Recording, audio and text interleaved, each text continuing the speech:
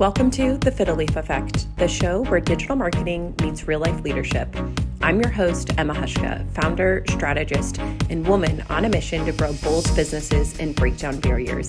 Here, we talk about what's really working in marketing while also digging into the challenges women face in business and life. This is a space to learn, lead, and make room for yourself and for others.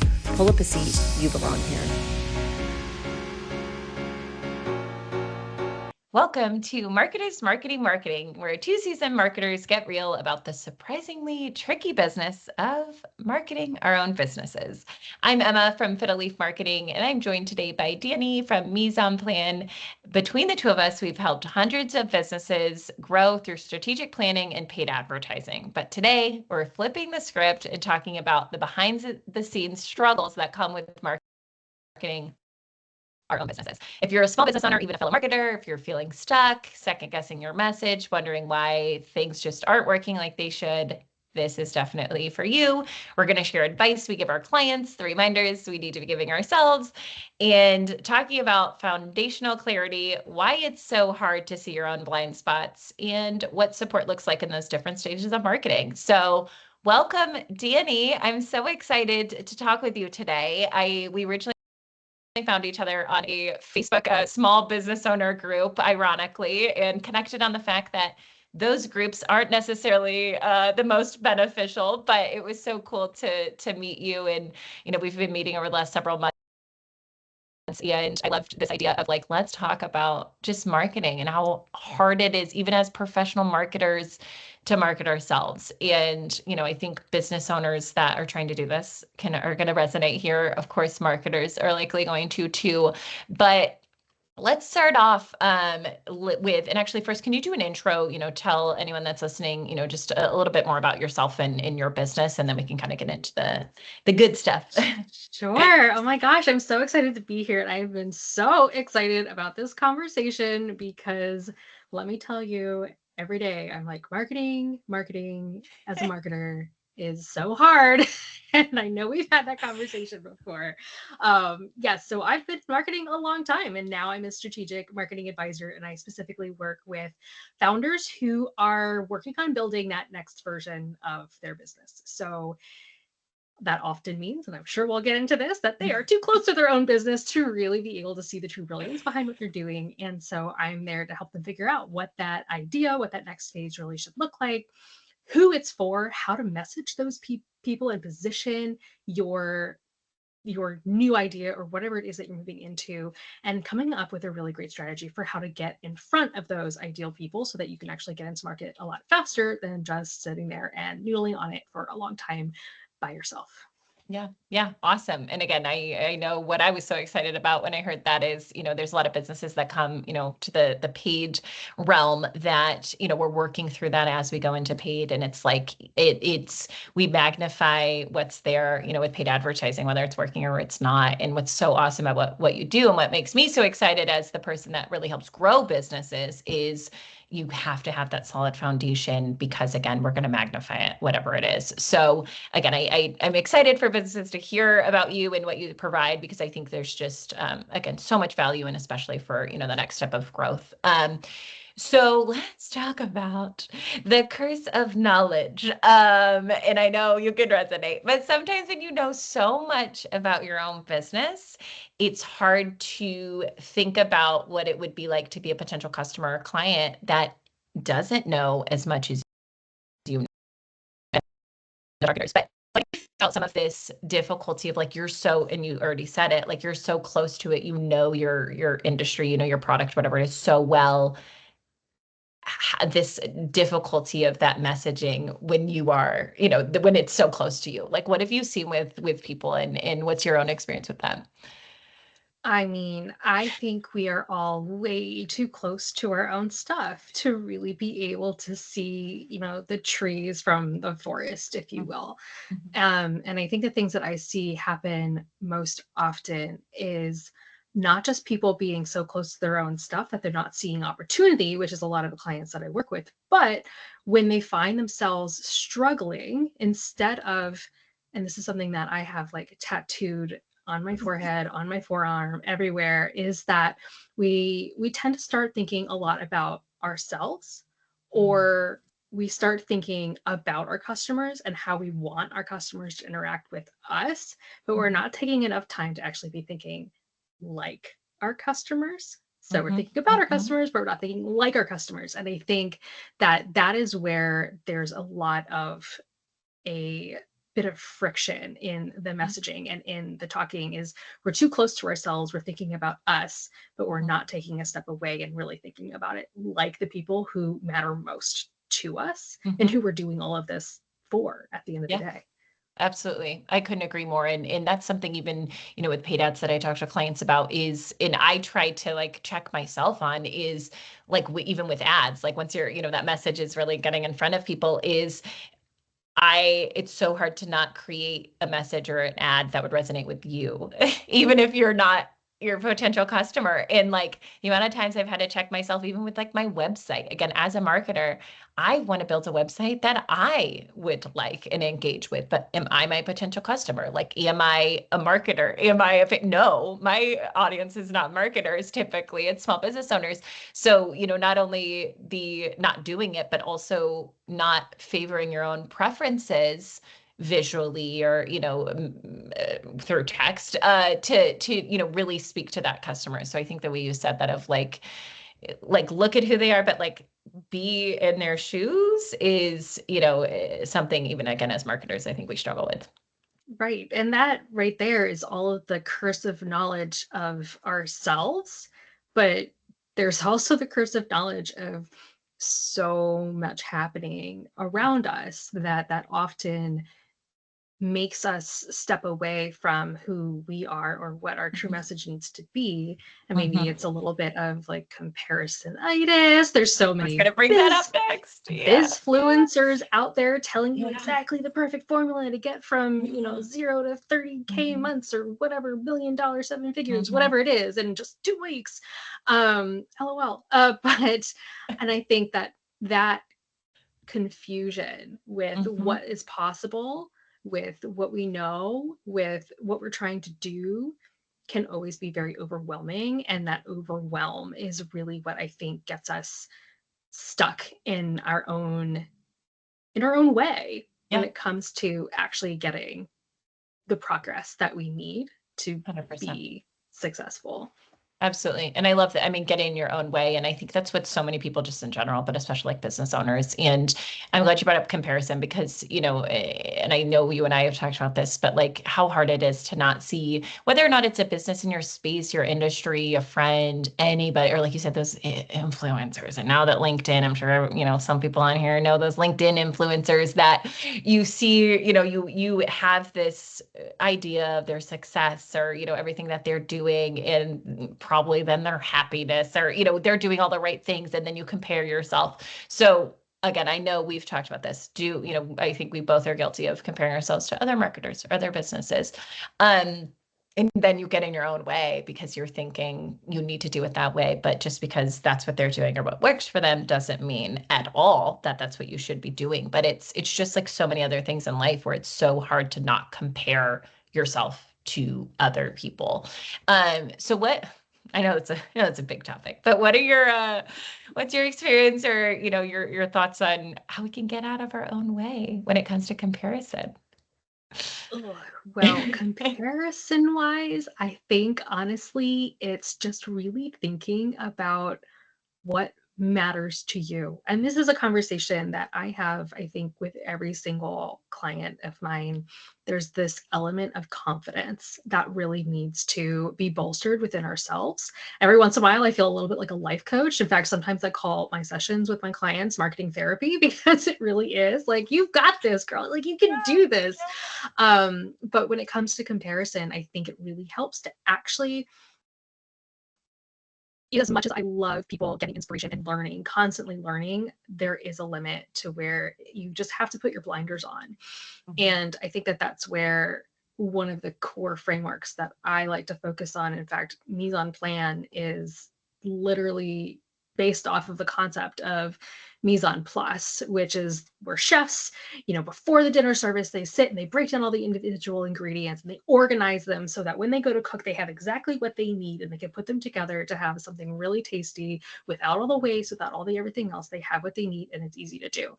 And I believe that businesses should be doing the same thing. And I think that that's where those blinders really come in of like, instead of worrying about what everyone else is doing, think about where you are now, where you're trying to go, and all those individual ingredients, which are what you're offering, who you're offering it to, what they need, what your message is, and your brand as a whole, your voice, all of the magical pieces that make you you, to create that strategy or that unique recipe for yourself to get to your own version of success and not what anybody else's is.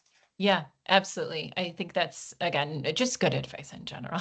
But especially, and I love that you said, like a marketing therapist, because, I think both marketing and like business owners, like this is, and just like you said, it's like that confidence. And so much of what, with Fiddle Leaf, I love working with women and mama-owned businesses for that exact reason, because I think especially women, oftentimes can lack some of that confidence in general. But then to put yourself out there and start a business, just like you said, talk about, really having that pressure to, because a lot of times you are the brand, or you are, responsible for having the confidence in your own business or your product or your service to sell that to other people. And like, that's a big thing. And to not have, support in that or guidance in that, which a lot of business owners don't, again, it does take a special skill set or, expertise and support to do that. So again, I think again, why I think we get along so well too, many reasons, but especially we just like really see,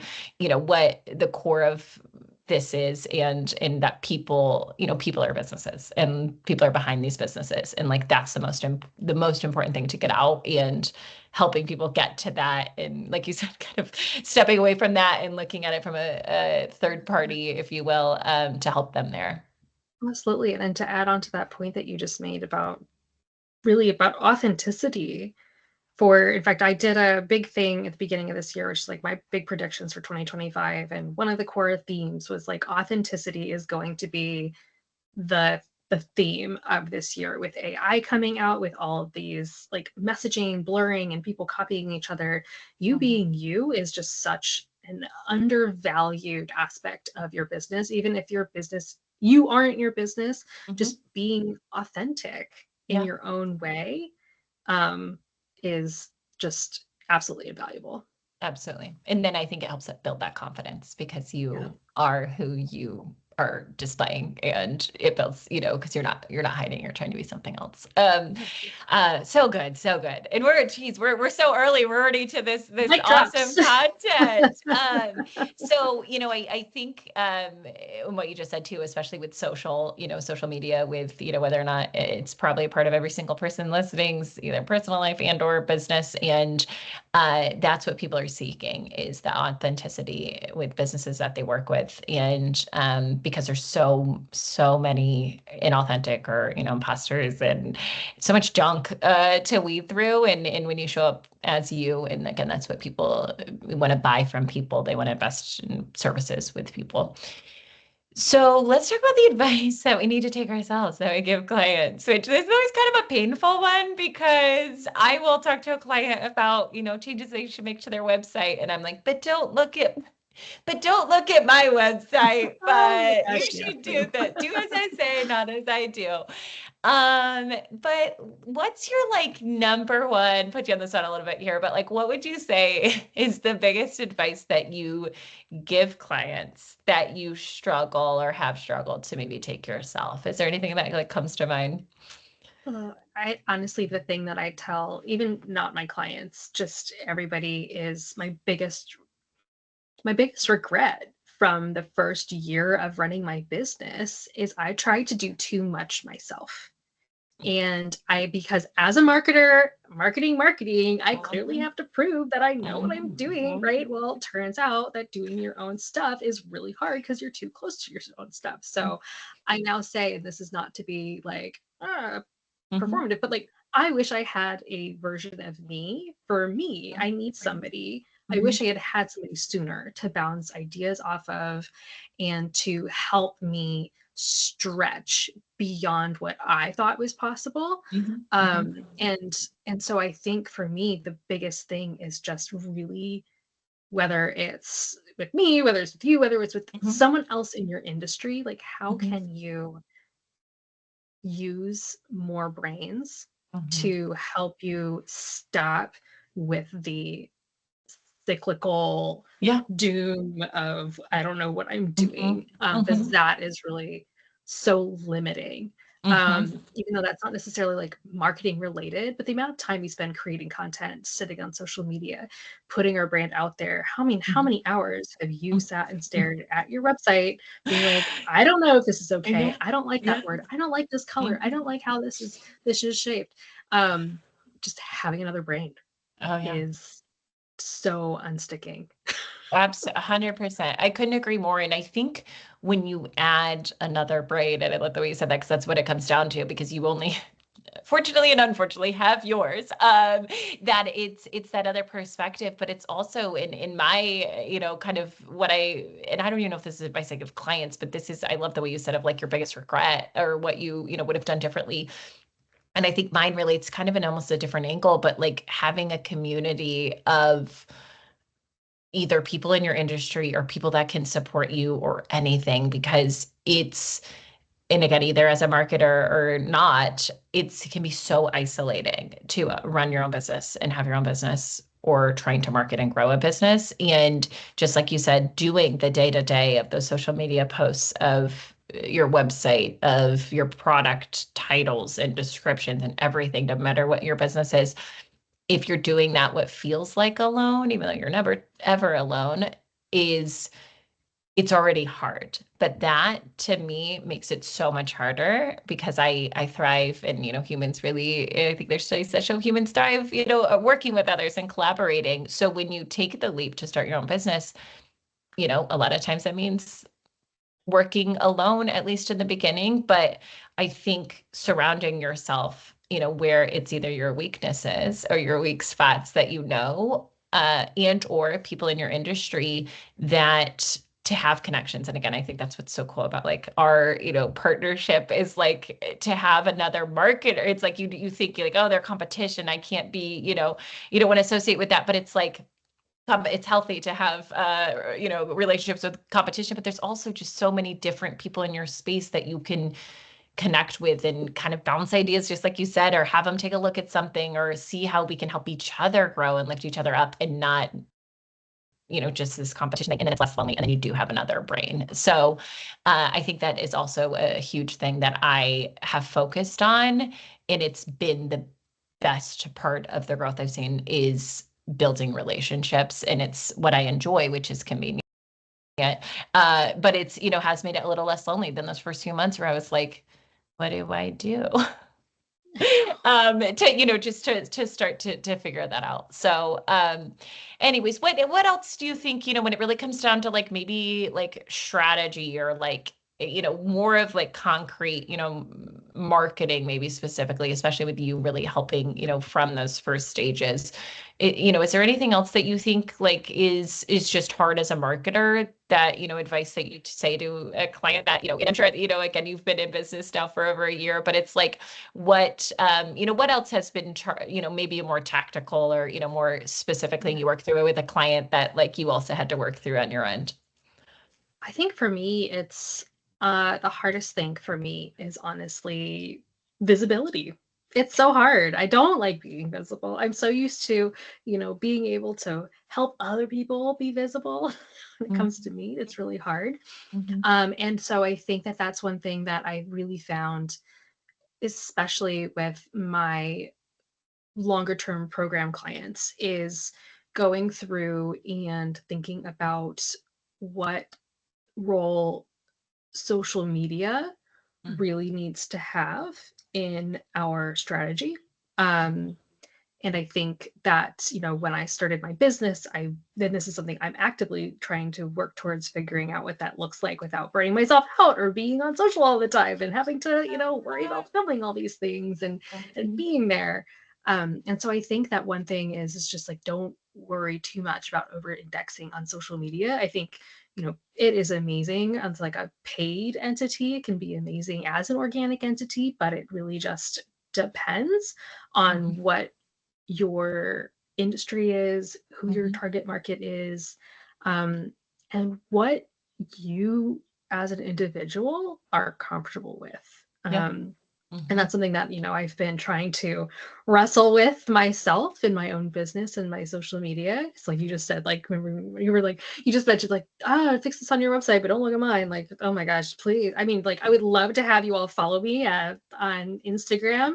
If you want to see like real stuff of me every once in a while. But yeah, sorry, that was a long way of saying, I think that's one thing is like building the confidence with how you be visible, but also learning how being visible exists for you. Yep. And what you're comfortable with. And I love that you said that, because the amount of, clients that I have that, especially with paid social, that come to me so burnt out on organic. Like that's honestly how I get a lot of my clients, which works for me, but it just breaks my heart because just what you said, they think you hear these numbers of how many times you should be posting a week, what type of content you need to be doing this. And then they also just don't know, how to access. They make it so difficult to access the data. What does that data even mean? What am I even looking for here? It's inconsistent, especially some clients like years ago were just absolutely getting all the views, all the sales off organic. And now algorithms change, machine learning change. These are businesses change, and now just are getting, nothing, if anything, or just frustrated at obsessing over it, like you said, and that, or maybe don't want to be the face, don't want to be in front of the camera, but it feels like they have to. And I love that you call out from the beginning of like, that's it. It doesn't have to, you don't have to do that. You don't have to go through that. And it's just so like, don't play, like, don't chase like the tactics. Discipline. I think like the way to phrase it of like, it's a quality over quantity. And I say that to every time a client asks me that question of like, how often should I be posting? I could throw out a number just to give you a number, but focus on the quality of what you're posting over the quantity, because all of that takes energy, takes time, takes your confidence, comfortability, whatever that is to do it. And it's going to show in the quality. So it needs to be authentic to you. And that's what matters. If that's once a month, I'd rather that be quality than 5 times a week at things that just aren't clear and aren't authentic to you, your brand, your business, your message, etc. So social media, again, we might have to do a podcast, and I think we already have talked, like we're going to have things that we're going to have to like just briefly touch on to make this digestible content for listening. But I'm going to like make notes of these like subtopics, because I think that one, both organic and paid, I think a lot of business owners are just out there trying their best. I love it. We got it. You get a package probably. No, I think that's my dog Tater. If you follow me on Instagram, you will see her. You'll see Tater. She has a lot to say about neighbors going past the house. Well, as she should. She needs to make that clear. But no, I do think social media in and of itself is something we'll need to record a whole episode on, because just a lot there. But let's talk a little bit more, just like specifically of, I'd love to, and I know, we recently did a combined webinar of like, let's tell, clients, like, what are some signs you're ready to run paid advertising? What are some things you should maybe consider doing first if maybe you're not ready? So, from my end, from a paid ads perspective, and again, this is why I'm so excited to just continue partnering with you, because it's hard when I get maybe a business that, I want to help grow any size business, no matter where they're at, but especially ones that maybe aren't entirely sure who their audience is or what their offer is, or they can't, or they're struggling to articulate that. And it's so understandable how this happens, because someone has a really awesome idea. They have this concept, they have this thing that they want to provide. But just like you said, all the things we just talked about, to get out of your own head, to get yourself in the eyes of the client or customer, it's hard. So in what we talked about in the webinar, and I love the way I think you phrase this, that I've been using, is paid is really good at magnifying like whatever is there. So if that's something that's effective and working, paid is fantastic at growing that and getting that in front of the right people. If it's something that's not clear and not there, that will also be magnified. So let's talk about in the second version there of what can someone do if maybe they just don't feel comfortable, confident, what they're, really, they know what they want to offer, but they just don't have that clear messaging, that audience. Um, like, what do you, this is, I know where you like is such a huge value you provide. So like, talk to me about like, what does that look like? What steps that can they take? And then what does that look like with working with someone like you that can really help them dial that in before they want to magnify that on a paid level? Sure. I mean, I think this really starts with figuring out what it is you're offering. Like, what is it you're offering? And sometimes you figure that out and then you go to step B and you have to go back to it. And step B is that putting your customer hat on and thinking like your customers, really understanding what they are looking for, agnostic of you and Mm-hmm. your business. Like, what do they really want? And then using that to be able to flip it on its head for the message and what it is that you're saying to them that will resonate. And it's that resonance that is just so important. And it is a really hard thing to get. And that's where having two brains to really think through it can be really powerful, because we only have so many dimensions of our own brains. And so anything sparking new ways of looking at it can be super valuable. But once you have that message, that's where you can start seeing what works. Um, and and I think that knowing exactly what, being really confident about what you're saying and starting to see when it's working will then set you up for, it's like, oh, this stuff is starting to get a lot of traction. I'm starting to Mm-hmm. see a little bit more business come in. When I say this to people when I'm out networking, I see their eyes light up and they get really excited about it. Those are the markers Mm-hmm. where you start to realize I have something.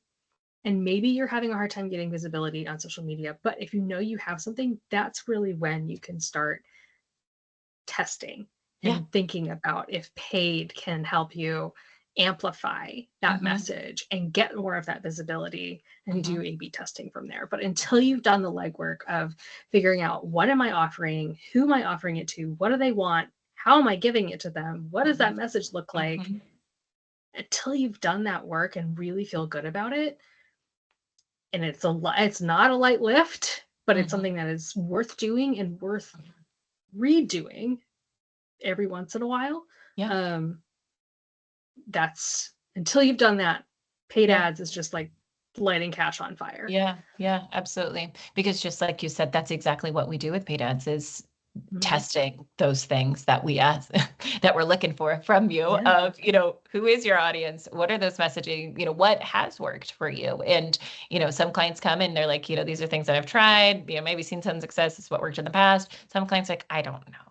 And it's like, okay, what are your value propositions? And kind of getting that out so that we can test. And I love that you said test, because the way you said that of, you're at a networking event and, or any opportunity to talk about your business and what you say and you see their eyes light up. Like, to me, I got so excited because that's testing like in real life. And, in paid side, you're doing that, kind of behind the scene, somewhat not behind the scenes, but, just a little bit more technical strategy specifically with that.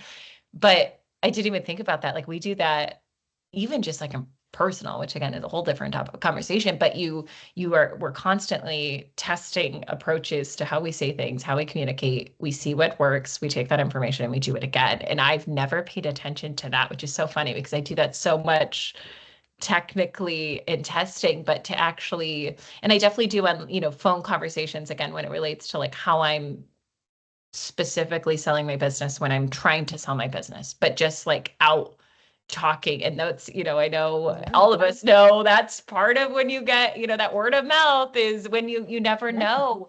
And I'm definitely not paying, unless I think it's probably a potential customer, I'm probably just, I'm friendly, but I'm not, probably articulating what I do or how it can help in a way that's like a testing and learning approach. I got my spiel down that tries to make it make sense. But I love that. Look at this marketing, Yeah. marketers, marketing. I just got, and I'm going to pay more attention because I think that's really cool. And just like you said, that's just that foundation to have that consistency to then, do it everywhere else. Yeah. And I'm going to add on to that and say that should be a really great opportunity as well for anybody to go out and put that customer hat on. Like that's how you get that customer voice. Like Yeah. dive deeper into why what you said. So like tell me more about why this is a problem for you, or tell me more about like what success means to you. Those live one-to-one conversations are so important, and I know people hate going to networking events. I personally love it because I'm a true introvert, but I do love finding out what people are thinking. I'm a researcher first and foremost. But and I think that has always been one of the homework assignments I give my clients is once we have a one-liner is kind of what we call it. Like, what is my like, hi, I am so and so, and Elevator I do pitch. help. I help these people do this.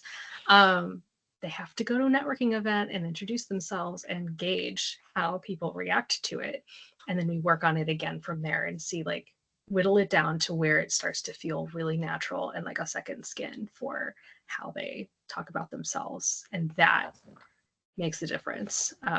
So yeah, I think that to your point, always testing, learning, Yeah, no, I love live, that. online, everywhere. Oh yeah, I love it. I love it. And I love that you give, and again, I don't think we've talked, specifically about some of these, actions and these, what you do, specifically with your clients with some of these more in the weeds. And the fact that you're like, you're going to, you're doing it. Cause I think that's what, in a lot of the clients I talk to too, it's like, uh, in a kind of what we talked about earlier, it's like you almost need in it, whether it's an accountability thing, but you need kind of someone telling you what to do We all and need a kick holding in the you pants accountable. sometimes. Yeah, and it's so cool to hear that are doing that in a way that's, here's your message like on paper, but no, like you're testing this live, because again, the quality that's going to be when it comes to paid or anything they want to do to grow that. Like, no, this is the message. It's not like, oh, this is the message that it's not a casual, this is the message we threw together. This is the message because we've tested it. This is what works and we own it. And like you said, that confidence that we talked about earlier,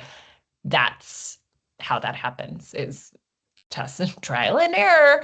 But you can't, if you don't put yourself out there, then You'll never there's, see it work. yeah, none of Having that someone data. say, "Oh, that's amazing. I want to hear more about that," is just like, whoa, And then such a that's when you confidence really, boost. yeah. And then that's when, especially a lot of us that are doing what we do that we love, that's where like we light up. Like, well, let me, or where the person, we're talking to lights up, and then it, kind of creates that. So I love it. Anything else you think from, before before we talk about like paid, anything else that you really think is that foundational level? For me, it's definitely a website that converts. And, I already kind of mentioned that a little bit of my, talking about my own.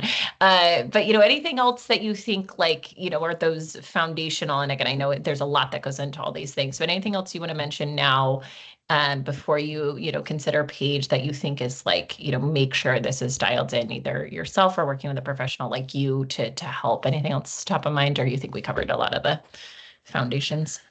The one thing we haven't touched on is knowing what your brand is. And I say brand in the sense of what your tone, look, and feel, everything about how that comes across.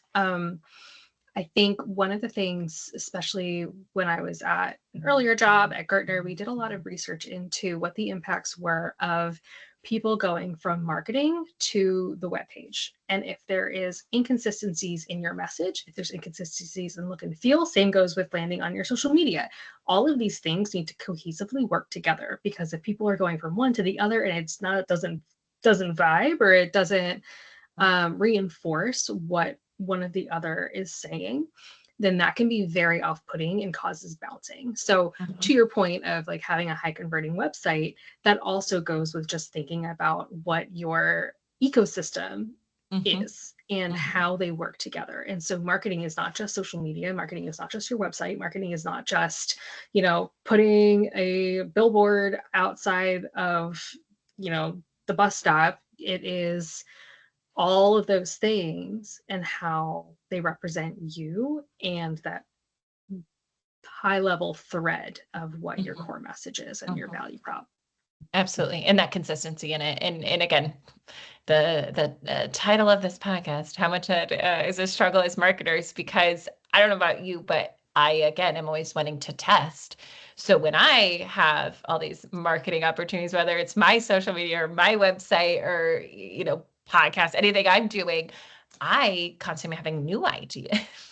New fresh things to test, which is a challenge them with consistency. And to me, again, I love this because it puts me in check of like how important those things are.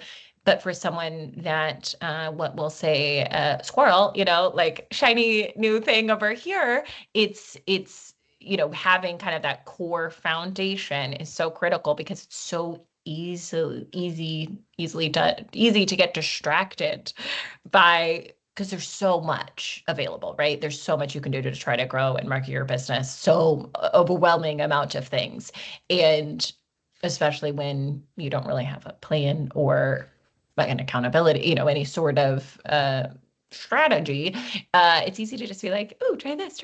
And then, you can lose that consistency. So that's a good reminder for me to, again, I like to try the new thing, and whatever kind of idea pops into my head, probably in the middle of the night, that I decide the next day is going to happen.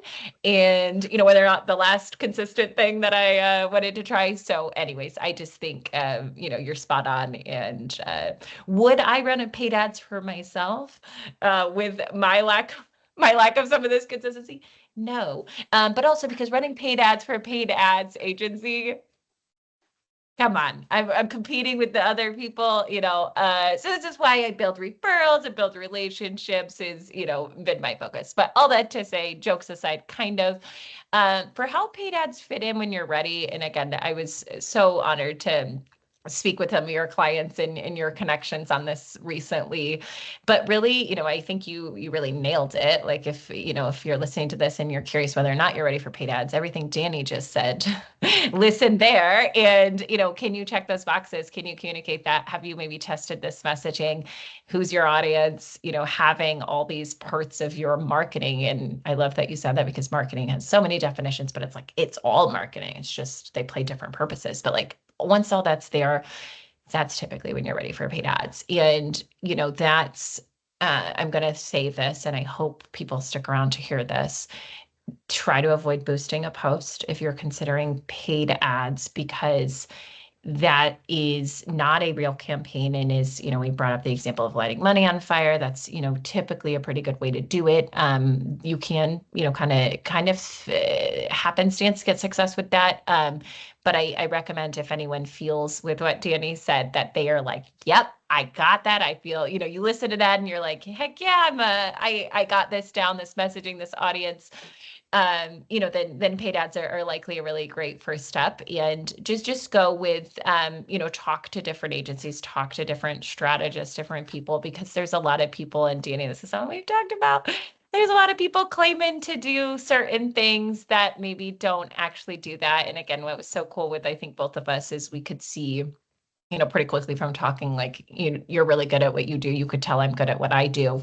So it helps to have referrals of like, no, this person actually does know how to do this, because there's a lot of, it's 2025. There's a lot of people that we've talked about watch a YouTube video and become a marketer or become a paid advertiser and don't actually know how to do those things to drive results. So I'd say with paid, just make sure you're asking the questions, and go with someone that actually is an expert, because unfortunately there's a lot of armchair experts. Yeah, armchair. Yes. And a Instagram lot of, experts. Yeah. oh my gosh, or gurus, or social media marketing is such a broad phrase that I hate now, because people are using it that are, it's a very broad, and they're using it in ways that are not the way they're saying they are, and getting people to give money for nothing. So anyways, let's talk a little bit about like where a role like yours as a marketing advisor to a paid ad strategist, which is really kind of my expertise, like where those two support each other at different stages of your business, because they do. They are both so valuable. And I love that you said revisiting with what you do, because the importance of a brand that's maybe been around 10, 15, 20 years, that message, that audience should change and evolve. From that, totally. That support at different stages of, again, you ideally someone like you before paid ads. But what do you think about, where those kind of play roles again, either one before the other, which we've kind of clarified, but also, just on an ongoing basis? I mean, I think it's a very cyclical thing where if you don't work with someone in a paid ad space yet, and you haven't taken the time to think about what you're selling, who you're selling it, who it's for, how you're doing, like what message works, and how you want to get in front of those people, and if paid ads actually is a viable part of that strategy for you and your industry and what it is that you're trying to achieve, then you need to work with somebody to be able to figure that out and button it down before you do that. And then I love to send my clients your way so that that's we have that, it's activated, it's tested and learned, we've tested and learned and figured it all out, that you can then help take it on. Now, just like you said, the world is changing. Your customers are ever changing with what they're looking for. You are probably changing with what makes you happy in your own business. And maybe I've started branching into a slightly different market, but you haven't touched your website in a year. I mean, there's a lot of that happening, or maybe you're in an industry that has AI like chomping on your heels, where you need to start thinking about a different way of repositioning yourself to get ahead and differentiate yourself as a human, which is another layer of messaging. So things are constantly in flux. And so it's always worth taking a minute and thinking about what that new you actually, whether you as a person, you as a business, you in the market, what that looks like. Even if you've been running paid ads successfully for a decade, you can still always be revisiting and refreshing and making sure you're staying ahead instead of catching up after you've fallen behind. Beautiful. And I'm going to highlight everything you just said, because I think so many brands, just like you said, end up getting behind because what always works isn't what's going to always work. And again, especially with technology, we're moving quicker than we ever have. And it's going to only continue, just like you said, especially with AI and machine learning and everything that's, helping technology advance, is also how some businesses are already behind and are going to continue to get behind if they don't stay consistent with updating that and staying on top of it. And, I think I've talked to some of my clients about, their customers also evolve. And you kind of mentioned this too, of like your customers 10 years ago may, depending on what you sell or what you offer, may not be in the market for your product anymore. The way you attracted and spoke to that customer 10 years ago is very different than that same persona, if you will, same aged person now. Very different. And if that's not evaluated, like you said, I would say at least yearly, of how you're talking to them, who they are, what their pain points are, your competition is, and they're gonna speak to them and they're gonna get them. So I just think that's just such good advice. And it's so, just like you said, whether or not you're dialed in with your marketing, whether or not you're doing paid, whatever it is, just don't lose sight of that consistency and that messaging, because your competitors aren't going to, and your customers can't read your mind. And even if 10 years ago, this was working, it's probably not now. I think it's probably a safe assumption, or not the same way. So, that was good. I liked, I think you're my marketing. We've talked about this. You're my marketing therapist. We need this. It goes both ways. It goes both ways. We need that other brain. Yeah, go for it. I mean, I'd love to ask you a question about kind of the refresh, because I'm sure you often see, I'm going to put this out there. Paid ads is not my forte. I know how they play into the space, but as far as execution of these, I don't want to touch it with a 10-foot pole. And it's one of the things that I suggest everybody, if they are to do it, hire someone amazing like Emma, because it is very easy to light on fire. But anyways, I'm sure you see a lot of ad fatigue. And how like sometimes the message just really wears out after a while. And so in general, have you seen how long before that happens, or what are the markers where, okay, you know what, this is tired, it's time to start and Yeah. thinking a little bit differently about what this is? Yeah, absolutely. And it's a great question. We definitely see ad fatigue, and there's all sorts of, KPIs or key performance indicators we see in ad performance to tell us that. And some of those are, people are seeing our ads more often and not clicking. And it's like, all right, something's not resonating. And so what we do to kind of combat that proactively is always testing. We're always testing. Different ad types is usually kind of our go-to, the different messaging. Typically we or testing, just always testing something. So that way, once something is sleeping, we don't then have everything, kind of dropping. It's like, well, this one's working, this one, it's constant. I tell my clients too, it's like, when one thing starts to kind of float to the top, something floats to the bottom, we replace the bottom and something new float, it's like this kind of rotation. Yeah. And I need to probably like put that into a visual, because it's, always testing. So that way, when we do start to see signals that something's getting sleepy or something's not resonating, we already have something that we're testing that's, an up and comer that can kind of take, that spot, and then we can kind of replace. So to continue to test, because that's truly where that scale and growth happens in. And again, you can't test without having something to test. So I think that's with what you're doing. It's like, when I come to clients like, hey, we want to test, this, that, and it's like, we do a lot of that for our clients, but you have to have something to work with. And that's where we struggle, when you do need to be testing and learning to continue to grow. When we don't have that foundation to work with, makes that a lot harder, because there's a lot less to work with to test, what's needed to keep up with it. So let's talk, and I think this is a really cool way to like wrap. I want to talk about like how people can get help, because this is, a lot of what we talked about is like, we need help. We know businesses need help, but let's just like, I want to ask you, if you